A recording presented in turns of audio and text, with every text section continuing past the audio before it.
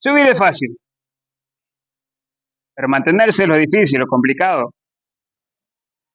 Mantenerse a un cierto nivel es complicado.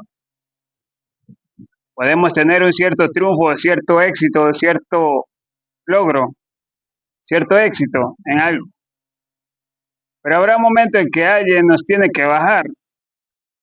Habrá un momento de que tenemos que descender, tenemos que dar oportunidad. Por eso hay una frase que dice, no le pongas tu nombre a la silla donde estás sentado. Por eso bajémosle un poquito el ego, seamos humildes, sencillos,